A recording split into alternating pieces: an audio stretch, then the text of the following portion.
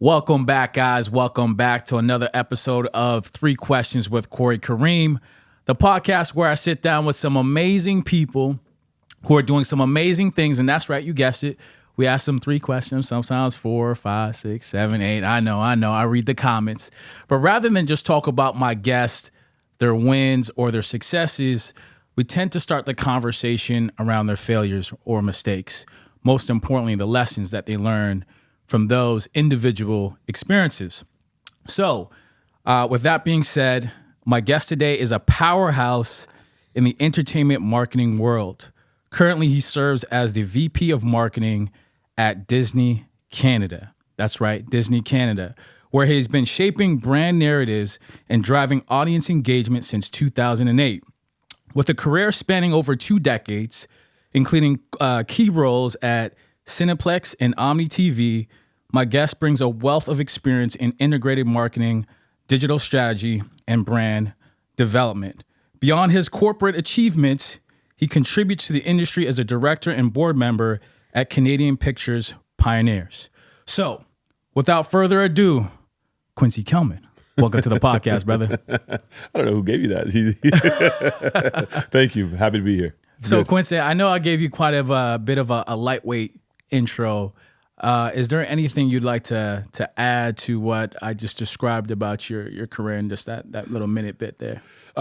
Almost 2 decades. I'm not that old yet. No. I think that was a great intro, and I appreciate it. Thank you. All right. So let's jump right into this. So I said in the intro, I usually like to start the conversation around mistakes, setbacks. Some people will call them failures. So however you want to describe that. So reflecting on your journey, your career journey, your personal journey, however you want to think about that, can you share a pivotal moment, either in your career or personal life, where you took a significant risk that didn't go as planned, or where you made a wrong move or mistake?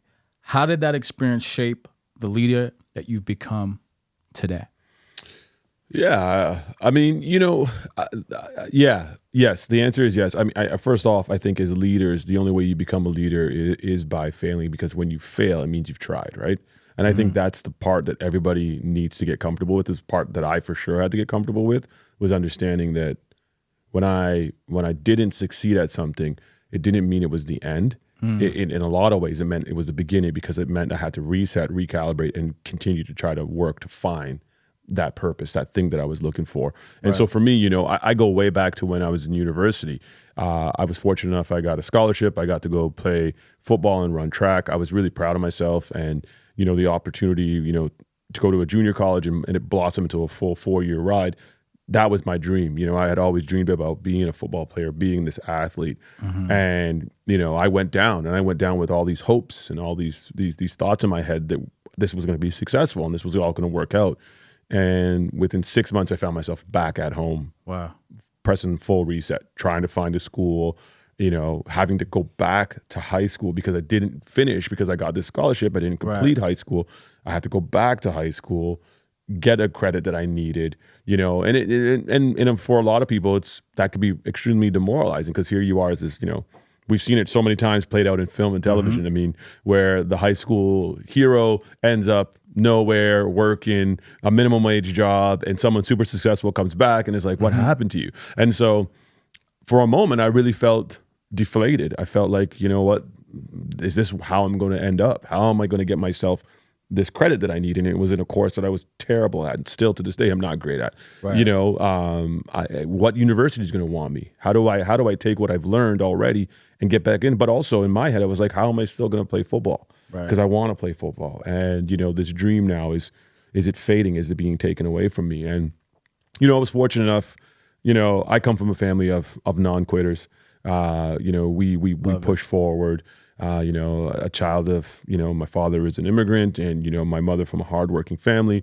And so, never gave up, refocused, got through that class, got that credit that I needed to get to, got into a university that, hey man, they had a struggling football program, so they needed players. It played to my advantage. I leveraged what I had, and I got in and I stayed focused. And, again, throughout that journey, even, I got injured, career was over, didn't know what I was going to do. I was getting this degree in a field that I didn't know how I could apply it. And I just thought back to that initial setback and, okay, well, let's recalibrate. And, you know, I love talking to high school students because they're still looking to shape their careers. And what I always kind of tell them is that, you know, for me in that moment, I realized, okay, I'm not going to be a professional football player. So what is it that I love? I love sports. Great, check. I love content. Movies, TVs, music, love content. Not going to be an actor. Sorry, I wish I had a face for that, but I don't. You know, and I kind of figured out the spaces that I loved, the things that I love, not necessarily the job that I love. And that's a lot of people I find do that. They think about the job they love and then try to fit themselves into a bucket. I kind of reverse engineered it and said, what do I love and how can I be in that space? Because I knew in that moment that was the only way I was going to remain engaged, and that became my mission. After that, I only applied to jobs, careers in sports, in film and entertainment, in automotive, because I love cars, still love cars to this day. That's all I did. I had no experience. I just kept knocking on that door. And then, you know, and eventually I got into this space, and then I just continued to apply. Wow, I love that. There's so many parallels here. There's so many things you touched on. So I thought about myself. One of my biggest failures, and I've shared this on stage when I spoke in Chicago, is like, so I went to school in New York. I think we were chatting about that earlier on. And I had a personal situation that brought me back home. And I remember you talk about you and your football career going down and having come back in a short period of time. Here I was thinking that my rest of my life was going to either be spent in New York or living somewhere in the U.S. pursuing my advertising dreams. Right, I kind of wanted to be like the black version of Jerry Maguire, but just in advertising. That was kind of my vision. Nice. And then, you know, I was 25 years old, working for a British ad sales company on Wall Street at the time. And for all intents and purposes, I was like exceeding where I was at, because I was a kid who grew up in Mississauga. At the time in high school, I used to tell everybody, I'm going to move to New York. Everyone was like, how? And it ended up happening, right? Yeah. And then personal situations bring me home. I just remember, Quincy, being on my mom's couch in a basement, being like, WTF, man. Like, I did all the things right. I graduated with a 3.2, 3.5 GPA. I did internships at MTV, Atlantic Records, all the places. I'm like, how and why am I here? And so I can remember that setback. And the word that came to mind when you were describing your story about having to come home and your football career kind of being, you know, shifted, was a loss of identity. Yeah. And I feel like so many people that work so hard and into a sport like football, like yourself, and I see you're a Raiders fan. I'm assuming you are. I'm a Raiders fan as well. You know? I don't want to break your heart, man. I just happened to find a hat that fits, so, you know. Okay, fair enough. But I feel like that loss of identity is such a hard mental shift. You even see this with professional athletes, like after their career is done, they're like, you know, what do I do? You know what I'm saying? So that came to mind. Yeah, I mean, you know, if I was to jump in there for a quick second, one of the things that I have found, and there's a young guy who works with us now who's pursuing his dreams of being an actor, and I fully support him. But when we talk, I always try to remind him that a dream doesn't end if you don't end up exactly where it's supposed to be. And, you know, again, I mentioned the students that I've had a chance to talk to. A lot of them come up to me afterwards and they want sort of a further explanation of what I'm trying to tell them. And what it is that you've got to remember something. You love, okay, in the case of me, you know, I love film and entertainment. I love this industry.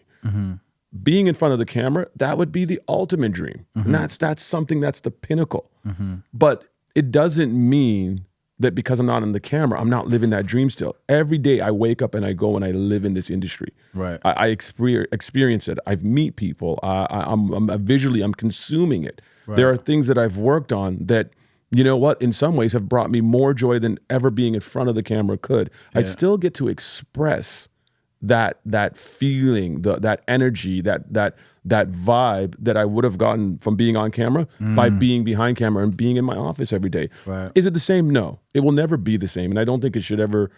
That's the part you got to get comfortable with, is recognizing that it won't be exact, but it's still living the Absolutely. dream. If someone met me who, and I went to school in Mississauga too as well, we'll talk about that. Yeah. But, if someone met me and saw me today, they would be like, you're living the dream. Because even though I was in the school plays and did a little bit of acting here and there, I'm still living the dream because I work for the Walt Disney Company, because I work in entertainment, because I associate with people in this industry. And here's the fun fact: I'm still on camera. Just even the other day, I had to do some interviews, and here I am on camera doing what I had always dreamed about, living that dream, being interviewed, being asked questions. So is it the same? No, but the dream is still there, right? You know what I mean? It's still being experienced. Absolutely. So something you just shared there reminded me of something I came across.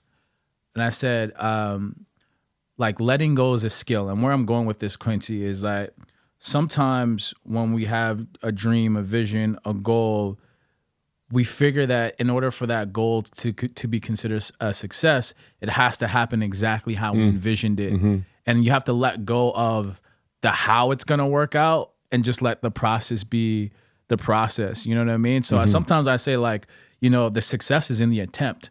The fact that you just went out and did the thing, whatever that thing is, that's a win right there. Because so many people have ideas, thoughts, visions, and never really act on them for whatever reason.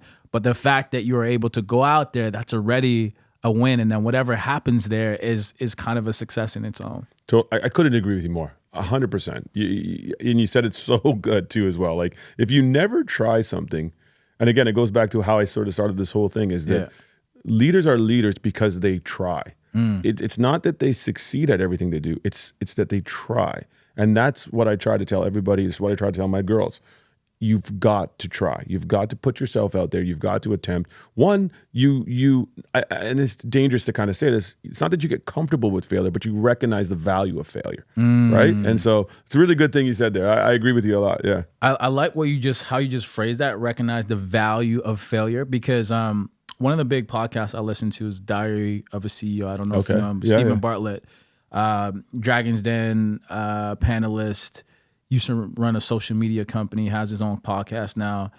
And one of the things he had talked about is his podcast team is a large team, about 60 people. He has a head of failure and experimentation. So that guy's job is to just go out and find new things for it to work. And he gets graded on how many new things they try, whether it works or not. And he said something at a conference I heard him speak at about almost a year ago. He said, failure is just feedback. It's just information. As well. That's cool. And I think if you just frame it like that, then I think so many of us don't become afraid to fail, because it's information, it's feedback. So I try to, when I'm on the phone with my clients and I'm talking with them, it's like, if they don't get the results that they get, I'm like, this is just information for us to use and pivot and guide us moving forward. It's not, this all didn't work, don't ever use this again. No, it's telling us something. Of course, man. And I love that, because for me, I've got an amazing team. I'm not comfortable taking credit for a lot of the work we do, because I know there are so many people behind me who are actually getting this done, who actually help it become a real thing. And when we talk and we are presented with new opportunities, that's one of the biggest things I have to talk to them about. That's where I find myself really getting involved, is like, guys, it's okay. We're going to try this. We're going to go and put it out there. Yeah, it's a lot of money. I get it. But guess what? We're either going to really do a great job and learn that this is something that is a tremendous amount of value, or it's not going to work, but we're going to understand why it doesn't work. And hey, maybe the next one we can come back at it and we can look at this thing a completely different way. And so, but it is an acquired taste. It is something that you have to get used to. Again, I will always go back to this. Good leaders learn the value of it. They really do. And they understand it. And they don't shy away. I mean, me personally, I love change. I think change is an amazing thing. We learn from it. I've always found I learn more from change than I do from sitting in a classroom, right? And so failure is one of those things that can lead to change. You can look at your business and say, you know why this didn't work? It wasn't the product, or it wasn't our approach. It was, we had just the wrong people on it. And here's what I'm going to do. I'm going to change your job for you. This is where you're better at. This is where your strengths lie, and this is where this person's strengths lie. And you can do that. It's happened to me personally. And next thing you know, you flourish.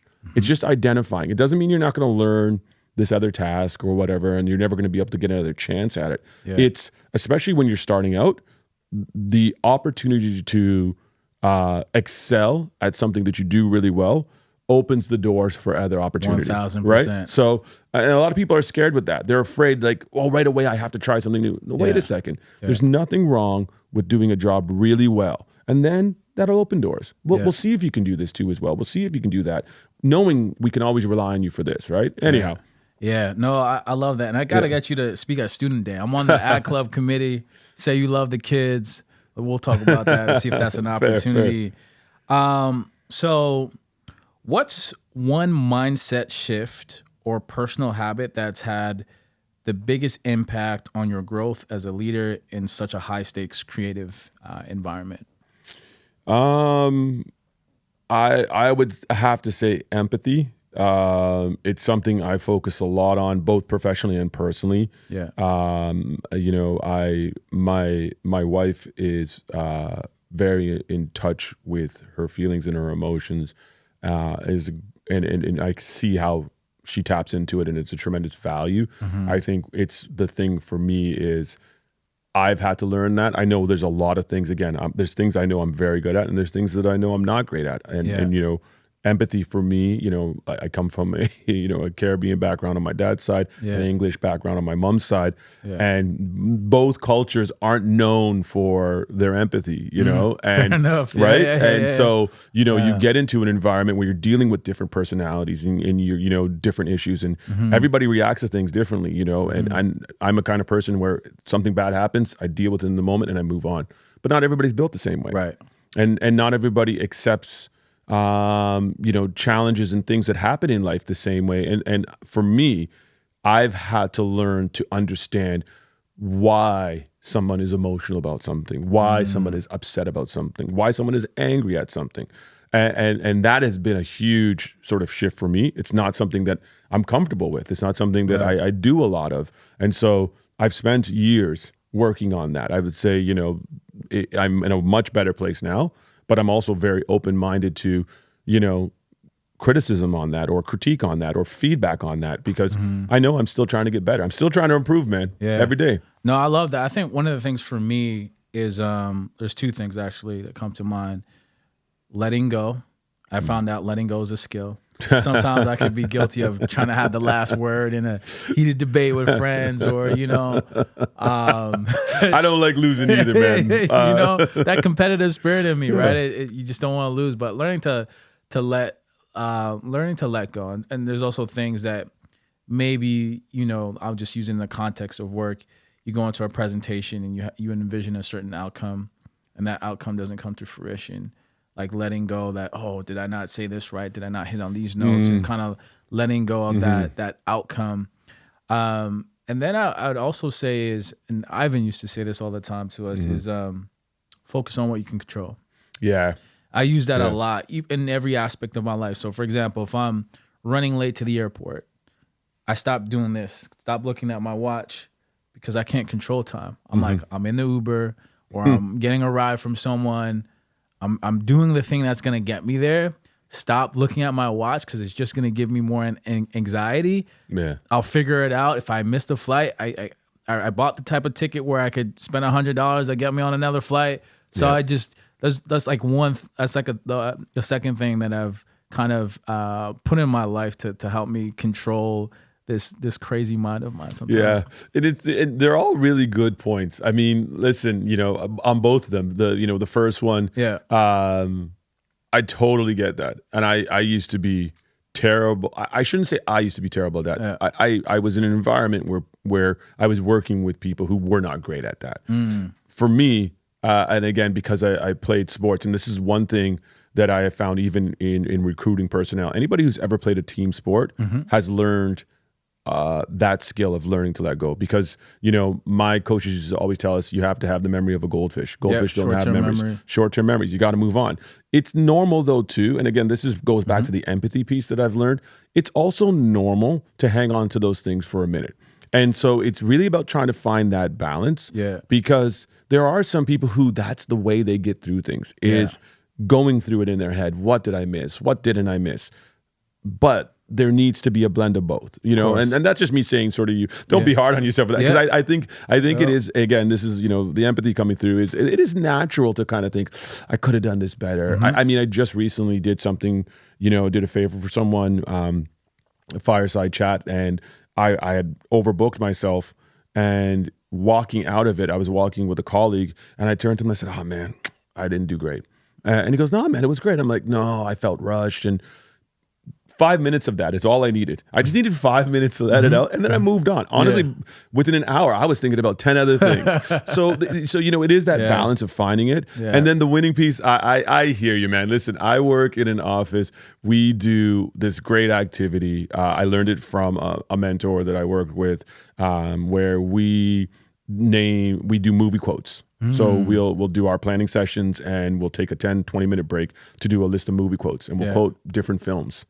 And we then have to guess them. So you had a blank sheet of paper, you write down 20, and you try to guess them all.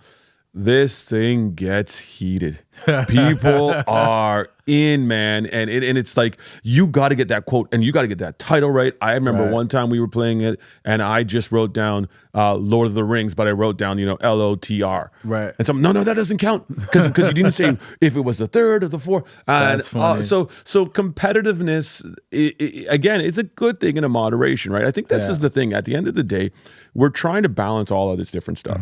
Right? That's what leaders are so good at, is balancing. It's understanding the differences between the team, and then trying to find the connector that makes them all work. And so, you know, looking at people's strengths and things of what they're really good at. I've got some people who are super competitive, and I lean into them when, you know, I need a certain job done. And then I have other people who, again, you know, very empathetic. I'll lean into them when I need something else done. And it's finding that good in everyone that you have, some you hired, some you inherited, leads to a really great cohesive team, all moving towards the same objective, right? So it's great stuff, man. It's good. I love that. I love that. Okay. So I love this question here. So interesting to get your take here. With so many platforms fighting for attention, what's Disney's secret weapon in the Canadian market, and how do you convince families to prioritize, your content over companies like Netflix, Amazon Prime Video, YouTube, and homegrown players like Crave? Yeah. This is a bit of a loaded one, so I have to be very careful here, because one, I don't want to spill a secret sauce. I also don't want to disparage any of our competitors. It's very important. So I'll come back to the first part of your question in a second. But on the competitive nature of the industry right now, it's actually good. It's a good thing. Yes, we can thin it down a bit more, but competition breeds better quality content. I agree. All right? If we don't have competition, we don't have choice, and we just have to consume whatever is given to us. I think by having all of these players in this space, with us all being challenged, and, you know, Disney as a content, I can only talk to the content part of it. You know, we have a theatrical business, and then there's the streaming business. In the streaming business, yes, we are all chasing Netflix and that part of that business, and that's because, hey, listen, they were first out. We've got to give them, you know, we got to give them their flowers, right? But what they are doing has created this sort of revitalization in the home entertainment viewing, which is a space that has just constantly evolved. I mean, we've gone from radio to black and white TV to color TV to then flat screen TV to video, beta, VHS, DVD, DVR, all of these things, to now here we are in the streaming service where a consumer can actually decide when and how they want to watch things. And that's phenomenal. So, and there's different players in all that space, right? And so what Netflix, what Prime, and what all of them are doing is just pushing us, which is a traditional 100-plus-year-old company, to be better, to continue to sharpen that tool, to be the best at what we do. Now, what does Disney do better than all of them? Disney is the greatest storytelling company in the history of this business. And that's just fact. We take not only stories that existed in the world, but we also take original ideas and just create something that nobody else can do. And I think, directly looking at a company like Netflix, one of the big benefits we as a company have is that our content is our content. Netflix, yes, they're the leader in the streaming space in the sense of offering up a place for people to watch. Yeah. But they're learning how to tell stories. Right. We have been telling stories. It's the foundation of what the company is built on. And so I firmly believe that Disney is consistently looking to tell the best stories, whether it's Disney, Pixar, Marvel, Lucas, 20th Century, FX, Hulu. It doesn't matter. This company is constantly finding great, original, and adapted stories to tell that every year. I mean, look at last year's Emmys. And I don't want to get the number wrong because I'm being recorded here. But Disney won the most amount of Emmys in the history of the Emmy Awards. And it was with stories like Shogun and The Bear and Only Murders in the Building. These are original IP and in some cases adapted IP, but told in the highest caliber form possible. And I think that's Disney's secret sauce is that we just have this legacy of storytelling. Right. So what do you think is one thing Disney could do better or more of? Well, and again, I'm being really careful because I need my job. I think, listen, as a company, we're trying to find the balance between all of the amazing brands we have. Yeah. And I think, it's it can be a challenge at times. But, I think that's a tough question to answer, to be honest with you, because I don't know. Listen, we're learning again. We go back to failure, and the company consistently learning from failure. You hear Bob Iger talk, and he would never say that we have succeeded 100% at anything. Right. But I think as a company as big as ours, I think learning to manage all the pieces is the biggest challenge that we could face. Absolutely, because you guys have such a massive catalog. To your point, one of the most impressive brands in the world, up there with the Nike and the McDonald's of the world. And Disney has put out so much great content. I just think you guys are obviously a market leader. Obviously, Netflix is a leader in the streaming aspect of the business, but in terms of storytelling, no one does it better than Disney. Now, at a glance, Canada and the U.S. share many cultural similarities. So my question is, how does Disney tailor its marketing strategy and priorities in Canada to reflect those distinct national differences? So in other words, of putting this is, what sets Disney Canada approach from its U.S. counterpart? Like, what's the difference there? Yeah, and it's a great question because we do get asked that a lot. And, like I said, there is a team here that exists. And the whole point of us is to identify the opportunities that exist here in Canada. Mm-hmm. And so, there are people in the company who develop a global strategy, and that strategy is then sort of brought to the markets. And then this is where the regions get involved and kind of look at those nuances to determine, what is going to work in Canada. There's not a mandate from this amazing company that, you have to do things a certain way. It's that here are the global strategy and here are the key points that we all have to align with. Right. Everything else is up for grabs. And so what our team does is, one, we're very aware. First of all, we're all Canadian. Mm-hmm. We all live in this country, most of us born in this country. Mm-hmm. And we all come with different sort of perspectives of the Canadian identity, mm-hmm. which I firmly believe is the strength of a good marketing team, is that diversity of voice. Right. And, our approach is to, one, understand first off, what doesn't work in Canada? So there are certain things, if you lean into, and again, I can't get into specifics, but there are certain things if you lean into, that's not going to appeal to Canadians. It's not going to resonate well. It's not going to, but there are other things like cultural stuff. Like, listen, this country loves hockey. Mm-hmm. Whether we want to agree with it or not, mm-hmm. this country loves hockey. Fact. So leaning into, let's say the U.S. has a plan and there's a big portion of it that is focused on the NBA. Mm-hmm. They're going to have integrations and all this kind of stuff. For us, we would stop and pause and look at that and say, well, is that actually the best tool for Canada? No, it might be hockey. And that's me just simplifying it. Of course. To sort of dig it down even further, family films in general, the U.S. is very fortunate that they have a larger sort of family demo that they can work with. Mm-hmm. In Canada, ours is much more narrow. And so when we get a film, when we get a family film, when we look at a family film, none of us, anybody in this industry could sit down and say, okay, well, we're just going to get kids. We're just going to get moms and dads. If we do that in Canada, our percentage of box is going to be nothing. Right. So we have to look at that and say to ourselves, okay, we have to identify the adult consumer in this title that we can specifically target. And it's not as blanket as, well, we're just going to get all adults and we're just going to get all mom and dads. It's like, no, let's look at this film. We look at something like Inside Out 2 last year, where we looked at those emotions and we asked ourselves, where are Canadians feeling the most amount of emotion? And we did this amazing partnership with the NHL where we became the official emotions of the NHL. Right. Because it is during that playoff window. And truthfully, this could have worked if it was the Raptors. It could have worked if it was the Blue Jays. It just so happened that it was during the middle of the NHL playoffs.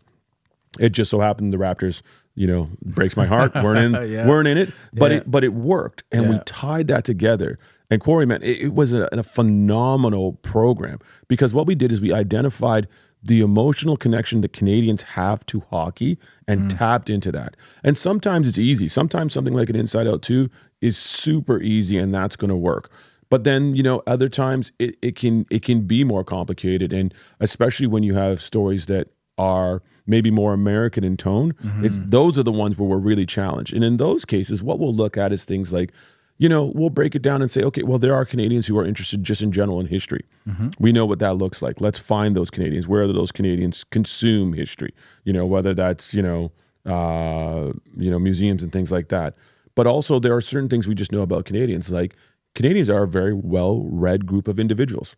It's fact. Canadians read a lot. They consume books, audiobooks, physical books. So we know when a film or a piece of content is based on literary content that there's a huge chance it's going to actually succeed in Canada. There's just these little nuances that you learn throughout your time, but also data that we get from partners. Right. Partners like yourself working at Spotify. We know musical taste. One of the things that's fascinating to me is how I'm a huge hip hop fan, and correct me if I get this wrong, how Rap Caviar is this big, huge hip hop playlist, but in Canada, it's actually a different playlist that was more popular. And why that was, don't really know, but it was the difference that existed in our market. That's something about Canada. Maybe it was the use of Rap Caviar and they just didn't like the term caviar. I don't know. No. But there are all these little things that exist in Canada that people just assume, well, you speak the same language. Well, that's not it at all. Also, we're very aware that as an industry, as a market, as a group of people, as Canadians, we're far closer to our European friends than we are to our American friends. And that's no disrespect to our American friends. It's just culturally, when you look at the makeup of Canada, how it was put together, founded by, the British and the French. So both cultures still exist here because I think one of the underlining things about the Canadian identity is that we never were built on forcing people to sort of become a melting pot. Yeah, exactly. Yeah. Right. We allowed you to keep your identity. It's one of the biggest challenges we have sometimes when you talk to people, because they'll say, well, Canada doesn't have an identity because we embrace all identities. Correct. But then I argue, well, isn't that what we do so well? Is that, again, I think I said it before, that when you talk about diversity, when you talk about differences in tones and voice, especially in the marketing space, I think the reason Canada does so many amazing things is because you're getting authentic, diverse voices. It's not forced. I sit in a room and I can sit with one team and we have, one team member who is from the Emirates, from the Middle East. We have another person who's from Asia. You know what I mean? We have somebody who's Canadian, born and raised here in Canada. You put those three people in the room and then I come in and I bring my West Indian background, and you've now got four very distinct voices building a program together. And I think that's one of the unique things that we have in Canada versus, again, not to slag them, but versus our friends down south, where everybody always approaches everything right away as, well, this is what we do in the US. Right. In Canada, it's a little bit different. Right. Because my experience is very different than your experience, very different than his experience, very different than a lot of other people's experiences, right? So I don't know if I'm answering the question well, but we're very different and we do understand the differences. Yeah, and to hit on some of the notes you shared, I think from afar, it'd be hard for you to tell in most cases, not all, the difference between a Canadian and a US just by looking at them. Even in some cases, our accents, depending on what region you are, they're not too distinctly different. But the attitude and the mindset, I think, is the biggest differentiator between the two countries. Because, sometimes what I've found, and I don't know if you found this yourself, is if there are times where you are very direct in your approach, they'll be, oh, that's very American of you. And I'm like, wouldn't being very direct become an American thing? But I get it. And to your point, Canada is a come as you are country, right? Bring your culture, bring your heritage with you. Whereas America is a melting pot. And I even find the UK to also be a bit of a melting pot. Because I find no matter where you're from in the world, everyone gets that British accent within like a 5-year period. Yeah, no doubt. No, you're 100% right. And I mean, listen, for the sake of the podcast, I can give you some things that are very sort of obvious, but not obvious. There's things like spelling. All right. There's the dual languages. Remember, our country has 2 official languages. Correct. No other country in the world has 2 official languages that I'm aware of. Canada is one of them that has 2 official languages. So you're always approaching everything that you do in this country with the mindset of there's an English and there's a French side of this. And we've got to think about that. There's things like theaters. The spelling of theaters in Canada is different than the spelling of theaters in the US. These are just little minor nuances that Canadians do pick up on. The other thing is just the way we go to movies. In Canada, we tend to not rush out. We tend to be a little slower in going out. We still go out opening weekend. And, kudos to the team. They do an amazing job encouraging people to actually go earlier. But Canadians naturally find movies afterwards. It's just, again, almost 20 years in this business, we've seen this several times where, Canadians will just slowly keep going to a movie and films will play longer. I think culturally, Canadians are a little more relaxed. You know what I mean? There's not the same sense of I have to have it urgency now. Exactly. And again, these aren't bad things. It's great. It's great that we're like this. It's great that we can have these conversations. But for us working in this market, it's one of the big identifiers. And I've worked with people who've come from the U.S. down here, and it's one of the things they say they've got to learn right away is that Canadians are not. The desire to have right away is not there that they see back home. But it's all good. It's all good, right? The appetite is a little bit different. I definitely noticed this. So let me ask you this here, Quincy. If you could offer just one piece of advice to someone aspiring to reach the top of their career, or even step into a role like yours, what would it be and why? Well, I think one is, again, I'll go kind of started off with it and I'll go back to it, is identifying the things you love in life. My daughter is 16 and she started talking about a career. And one of the first things I had to do was teach her not to say job, but career. And she's like, why? I said, well, a job is a thing you do. A career is a thing you love. She's like, what? Dad, that's such a dad thing. I was like, no, it's a fact thing. Because if you don't love what you do, and I don't mean the profession, I mean where you have to go, whether it's in your house and you turn on your computer or actual brick and mortar, if you don't love that, doesn't matter if you're a lawyer or if you're a marketer or an accountant, you're not going to want to be there and you're going to be looking to go every single time. But finding the environment that you are so passionate about, not only, when you figure out what it is actually you want to do, are you going to be locked in? You're just going to be locked. I mean, I look at my team. I've got people both at the agency level and on the team who are at least 10 years in on the business. On the agency side, it's unheard of. And people are like, why? Well, it's because we're getting people who are all like-minded, who all love an industry so much that to be an agency rep or to be a coordinator or to be, a director or whatever it is in this business is just everything to them. But again, it's because they love the industry. If you get, and I've worked with some people who don't, and they don't stay. And it's because they don't have the same passion. They don't fit. They don't feel the same vibe that we're all feeling. So I always tell people, start with a love. Start for a love of something. And again, it goes back to that I love football, I love sports, all these things. Start with that. Focus on that. And then when you get in, I always believe in you've got to be open to change. You have to be. Leaders don't fight change. They embrace it. They find ways to make it work. You don't have to chase the shiny new penny. That's a whole different philosophy. But when a new leader comes in, your job is to understand what makes that leader tick. What is it that they're looking for? How is it that you can take their philosophy and apply it to what you do? It doesn't mean you change everything and throw it all away. This person also has to learn. But you do have to understand that that person coming in has an idea, an identity that they've sold to the company, and you've got to be able to buy in. So I think adapting to change is a key component. And then I would say the last thing is just never stop learning, no matter what way that is. You know, for some people, it's continuing to go to school.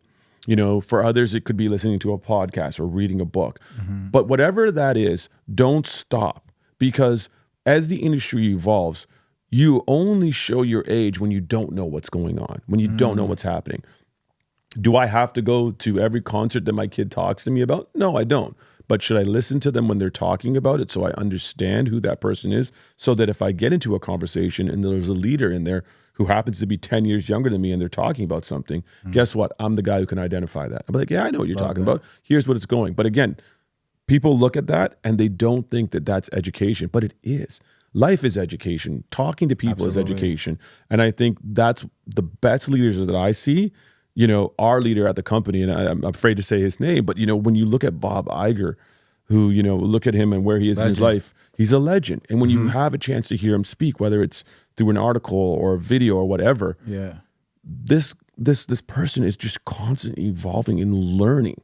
They're learning what's going on and they're adapting to the market when it started. You got to think, when he started, everybody watched TV, and now everybody's streaming. And this guy has led through all of that. But he continues to just evolve. And I think, you know, to me, those are the pieces that I would say as a leader you've got to be comfortable with. I love that. So many notes you hit on there, man. So many good gems shared right there. But really quick, I want to get your thoughts on Sinners, the movie, the Ryan Coogler. We're talking about this offline, but you had some great perspectives. I think it's also cool to share how many movies you see on average every year, so that people know. I mean, I watch a lot of movies. There's actually someone we work with who always wins the challenge because she somehow watches even more than I do. But I try to see about 100 movies a year, if not more. Wow. I think it's very important if you're in this industry that you're consuming content. How could I look if I walked into a room and someone's like, hey, have you seen Thunderbolts? And I was like, no. And it's my own movie. Or if I haven't even seen my competition's movie. Or if I'm not streaming content from competitors. You know what I mean? One of my favorite shows is Mobland right now that I'm watching on Paramount Plus. I love it's a fantastic show. Love it. But why would I not watch that, right? And, you know, we talk about Sinners, and I have to tell you, the minute I saw Sinners, the minute I heard about Sinners, first of all, I'm a huge Ryan Coogler fan. I think what he's done at his age is phenomenal. I think, you know, you see filmmakers come into this world, and I put him in the same sort of space as the Scorseses and the Spike Lees and the Spielbergs. There's something about his filmmaking that you instantly is identifiable. And so, you know, you asked me about Sinners, and the first word I use, and I've used this with everybody, is that there's a sense of cool with it, and not a pushy cool. I don't even think he was trying to be cool, but when you watch the film, it is exactly what you feel. It is cool. Every environment is cool. Every character is cool. And when the lights come up and that final credit scene is done, and you're walking out, everybody just in the room, there was this sense of coolness that we were all in on something, that Ryan let us in on something that, you know, we could talk about or we could keep to ourselves, right? But we all felt that same feeling. And I just, you know, I haven't felt that way in a film in a long time. And I watch way more movies than I probably need to. But it was a real phenomenal experience, and visually just such a cool. There's a great scene in the movie. We've all talked about it. Anybody who's seen it, we've all talked about it. I think you know the scene I'm talking about where they're playing the music, and you're at first when you're watching, you're like, I think there's a mistake in the movie. And then you're like, no, wait, this is intentional. Yeah. This is intentional that he's doing this. Yeah. And it just locks you in. And there's another part of the movie, for me personally that I liked, and I don't want to give it away, but we talked a bit about it, was that he didn't take the easy way out in making the movie.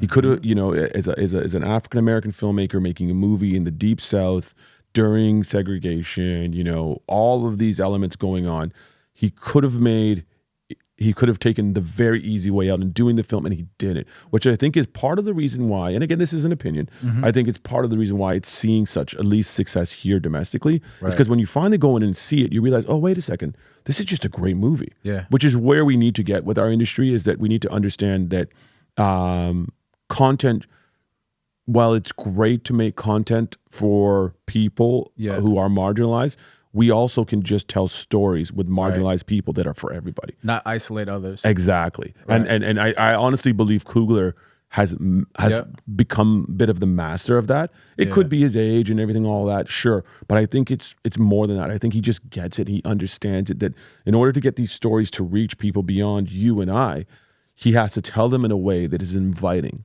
right? He doesn't have to just lean into the easy stuff that's always sitting there that, unfortunately, some filmmakers, that's just what they go for, right? But a great movie. Everybody should see it. Yeah, absolutely. And it just said to me that great stories are undeniable.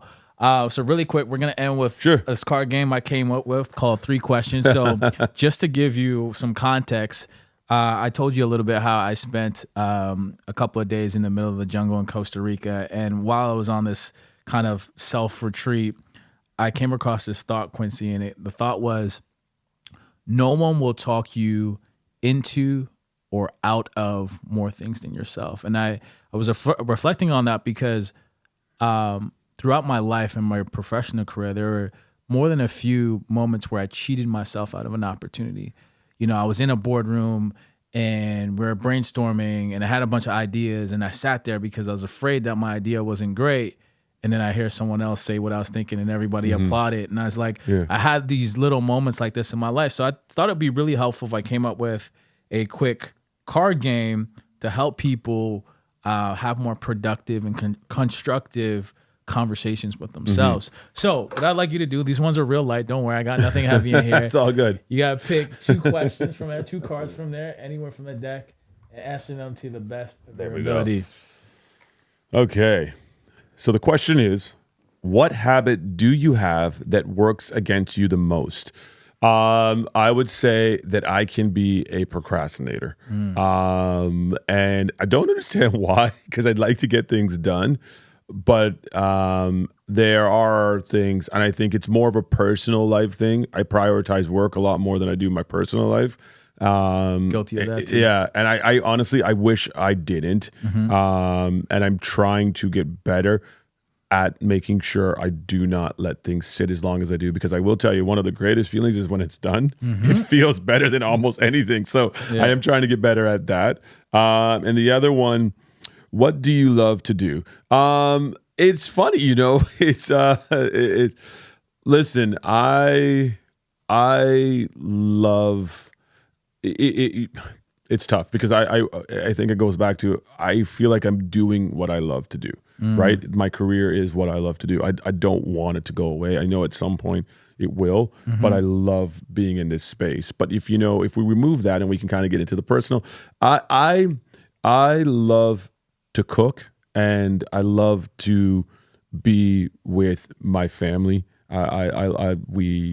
So every Sunday we make a big meal. I do most of the cooking in my house. I find cooking extremely therapeutic because when you cook, you need to use your hands and your mind. And so that means I can't answer emails, can't answer the phone.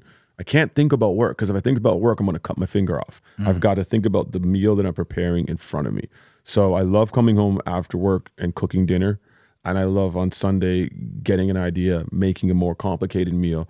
And then the kitchen table in our house is a sacred space. Phones, nothing are allowed at that table. It gets a 16-year-old girl, a 13-year-old girl, and my wife and I down at a table for 20, 25 minutes to connect as a family. what happened in your day, what's going on, what do I need to know, what's not happening. There's arguments, there's wild, crazy Uno games that happen, but all in all, it's all around that communal table and that family and around that meal. So I think that's what I would say I love to do outside of what my work. I love that. I have one final one for you. What's a quote or a mantra that you live by currently? Oh man, a favorite one that you like at least? Yeah. No doubt. There was, I just happened to see it, so I'll use it. It was "Be Water," which is something that Bruce Lee said. There's actually a documentary where it's titled "Be Water," and he talks about it. It's a sports documentary, and when you hear that, you're like, "What? Be water?" And the reason he says that is because water is this amazing thing. And the smallest little hole in a rock, water can find its way through. And I think in life, you're up against, and if I'm trying to remember exactly if this is how he said it, but you're going to be faced with challenges. You're going to be faced with obstacles. Your thing is to find your way through. And don't let it stop you. And that's kind of why I like it, right? Getting poetic right now here, Quincy. No. But that's Bruce Lee. I'm not taking credit for any of these things. Yeah. But I think that to me kind of hit because I was like, I got this guy. Hear what he's saying, right? So I love it. Yeah. Well, Quincy, man, thank you so much for your time, your knowledge, your gems, the game you've given us in the platform here today. Well, guys, excuse me. This concludes this episode of 3 Questions with Corey Kareem. As for many of you know, I like to end each episode with saying this. Sometimes you don't need to learn anything new. You just need to see or hear that somebody else went through it too. And we just heard Quincy just drop a lot of great gems and nuggets here today. So with that being said, Quincy and myself are out. Peace and love. Until the next time.